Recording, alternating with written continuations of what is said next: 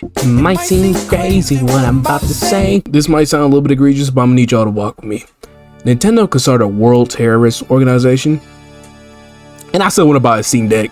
Nintendo could capture my entire living bloodline and take us in as slaves and force us to work in the fields. And I still want to buy a Steam Deck. The entire world could be ending, and the single hope for humanity's survival could rely upon me giving Valve my hard-earned $3.99. And humanity... if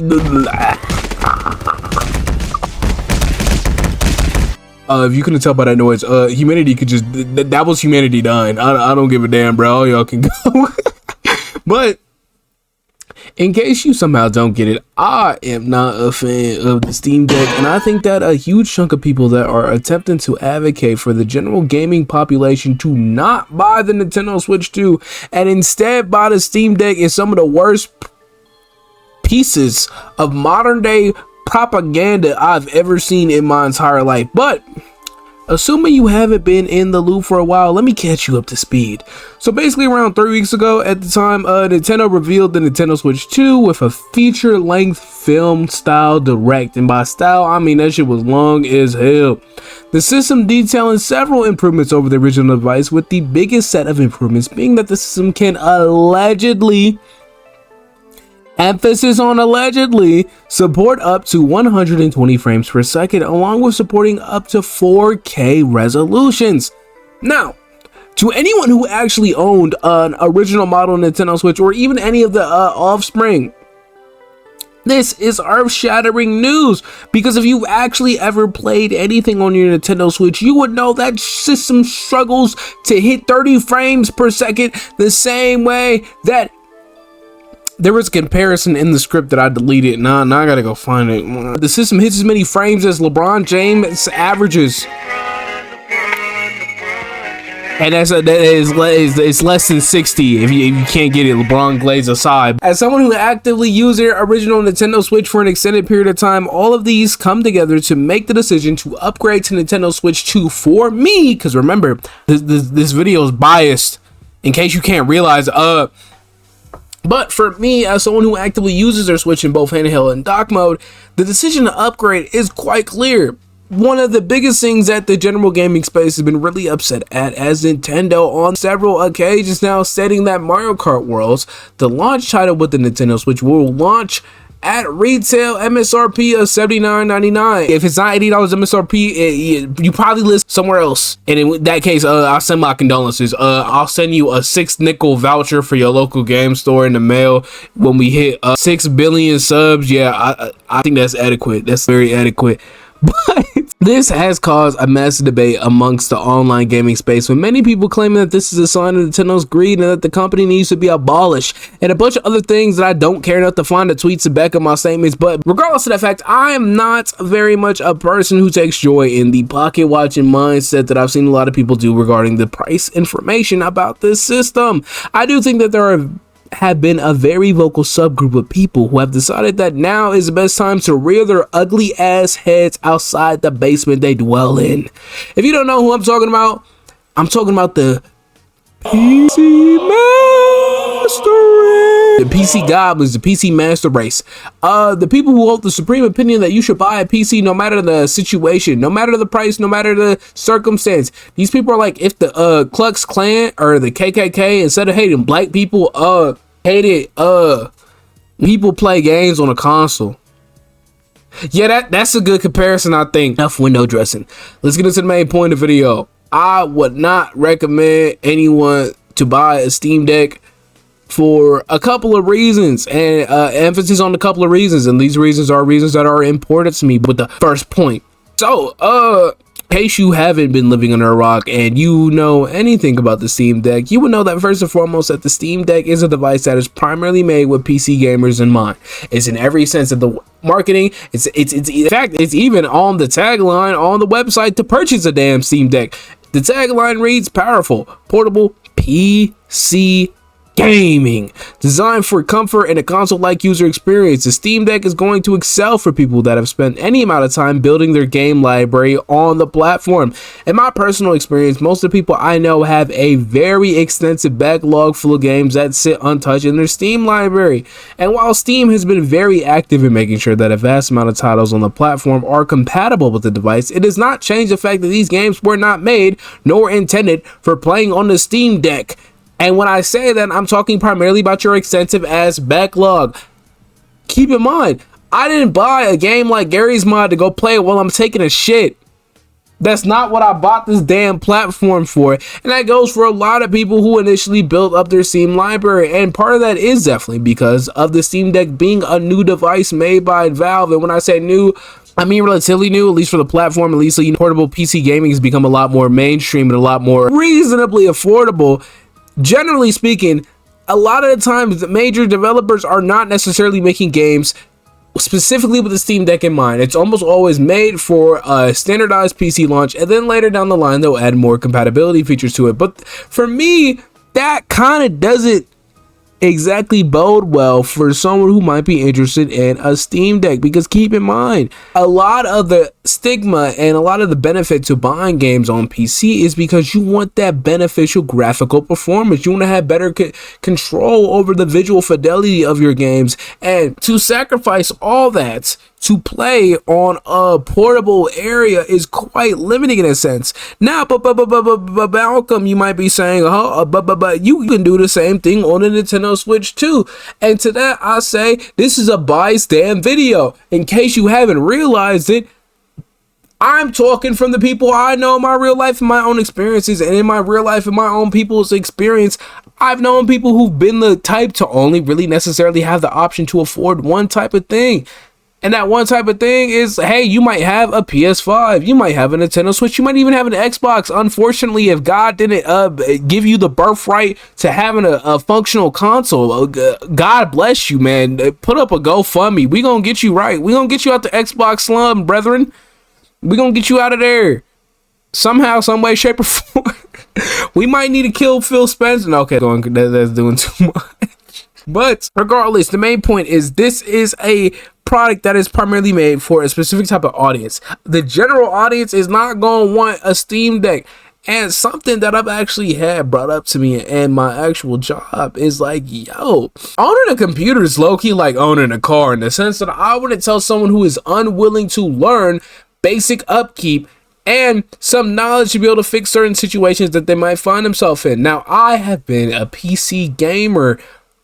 I hate using that term, ew, but I've been playing PC games since about my say the 3rd grade, and I finally was able to scrounge enough money to own my own actual fully built system around 2022. And in my experience to owning my PC, there is going to be times where you need to troubleshoot things that are not your fault, because a PC is not going to be set up like a console, where consoles are very easy. You don't need to update your damn BIOS. In fact, you're not going to have an issue where your console refuses to launch, and the way to fix it is to take apart the entire thing and re-put it back together 8 times over, only to come to the conclusion that in order to make it work, you need to unplug one specific cable that is connected to the RGB fan that came with your system, even though you really didn't want an RGB fan, but because you bought your system in some strange back alley deal, now it has an RGB fan in it, even if you don't rock with the RGB fan. But now that you figured out that it was exactly that one specific cable out of the 18 billion in the PC case, now you can operate and play your games from now up until AMD releases a graphics driver update that completely fucks up the game you're trying to play. So then you need to roll back 18 billion Windows versions and 6, in case you don't get the analogy I'm making. You got to know a bunch of obscure bullshit to be able to properly utilize your computer. And quite frankly, if I know someone who does not want to take the time to acknowledge and gain that knowledge, I wouldn't recommend it, straight up.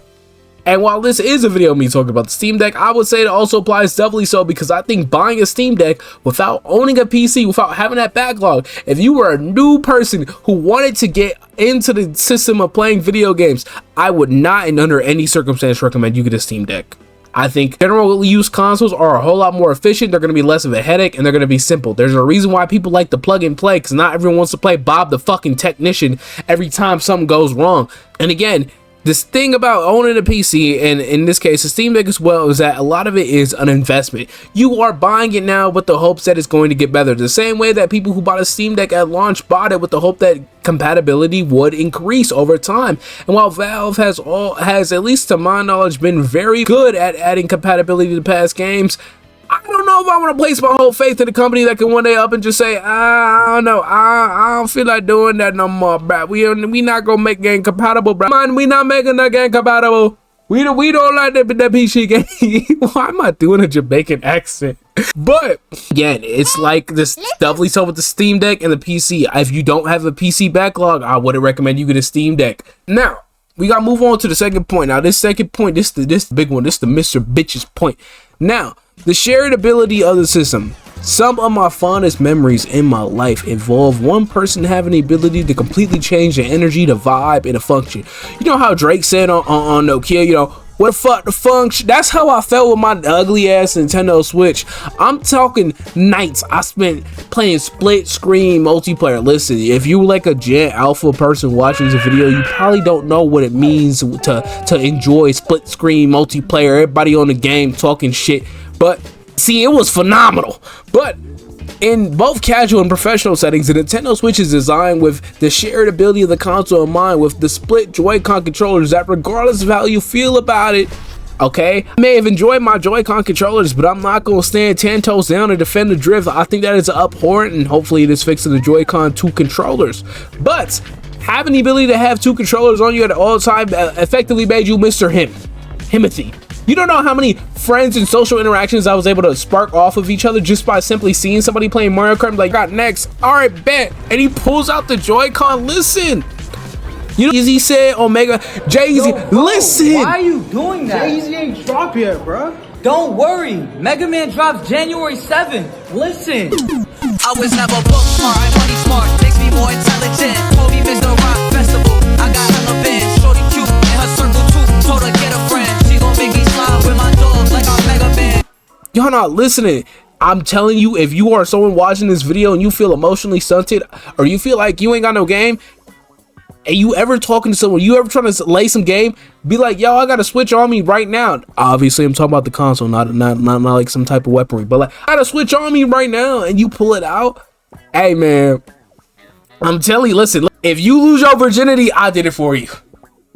Go and clap for me. Clap. Somebody go take that out of context and cancel the fuck out of me. But regardless of that point, let me move on to the grand slametry, right? Point 3.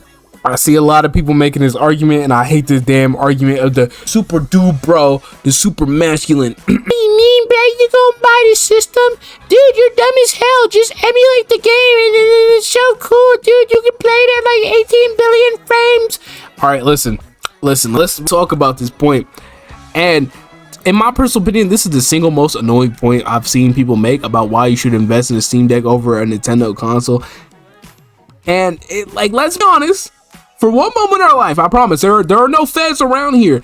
I refuse to believe that a vast majority of people who make this point in emulating Switch 2 and even Switch 1 games on the Steam Deck are actually going out of their way to go to their provider, go to their game store, acquire a legal copy of the game, and legally dump the game, and then make sure they go all that from their systems and are not actively spreading that illegally obtained copy of the game. Not to play moral please, because low-key, I don't care if you pirate stuff. Listen, I'm quite familiar with the 7 C's myself. But I hate when people this as a way to act morally superior to another just because of, hey, I don't give corporations my money. Okay, I'm than you. And listen, that's cool and great for you all, but I'm not gonna sit there and explain to my little sister how to illegally acquire a copy of fucking Super Smash Bros. So we can play it over Yuzu. No, you know what I'm gonna do? I'm gonna buy her the dumbass game and I'm gonna play the game on my system and we're gonna play through the internet like normal ass civilians, bruh. I have my computer and I love my computer, and I'm so happy that I've had the opportunity in my life to become very familiarized about how to use this thing effectively. But I'm not gonna do that just so I could listen. I know a lot of people may not be in acquired financials. Listen, when it comes to the regards of the 7 C's myself, I have a general philosophy. Okay, a little something like this. It's like the salvager codes if you ever play Xenoblade 2, right? Okay. My general rule is I shall sail the 7 seas, and if I like what I see, I shall give up me green money. Basically saying, yeah, I'm indulged in some of that 7 seas, looking for trees, looking for green, okay? But if I like the product that I've seen, I'm willing to give up my money. That's some bartry right there. Y'all don't know. I might be a rapper. I might quit this YouTube game and might go spit some tracks. But when I say that, I don't like the point that people trying to say that, oh, well, I just emulate the game. Like, number, you don't understand how much of a miracle it is that the Nintendo Switch even got an emulator as fast as it did. And considering that Nintendo has said on several different occasions, i.e. being the Ask the Director's interview, that they had to completely rebuild the system from the ground up, a Switch 2 emulator happening anytime soon will be a genuine work from the hands itself. In short, it's not happening. You're not emulating this immediately, okay? And if you like emulating all your stuff and you like pirating your stuff, cool. Again, I have no beef with you. I don't. But don't be one of those annoying pricks about it on the timeline, please, because I really don't like you. You on my nerves. You don't make a good point, okay? I call Nintendo and have them sue you in a debt anyways. But in short, I'm not telling someone who's upset about the Nintendo Switch 2 or someone who's even considering to purchase one to just get a Steam Deck. I think the decision to get one is entirely dependent on several questions. Number one, how often do you travel? Do you have a family? Do they love you? What type of games do you play? Are your friends in person or are they online? And like 8 billion, okay, it's like you're getting a screening to get a treatment done on if you should buy a Steam Deck or not.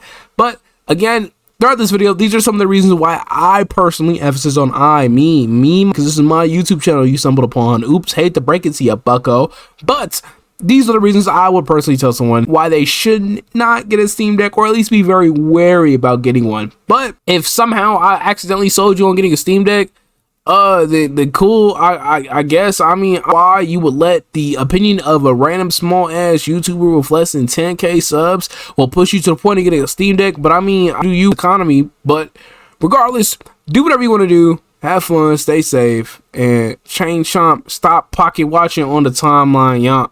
And also, I see a lot of people make fun of Nintendo fans for potentially have to pay $80 MSRP for first party titles, and I have to ask it to you, but do you know you minutes? You know, you're next, right? You know that next Call of Duty about to be 80, right? Better enjoy.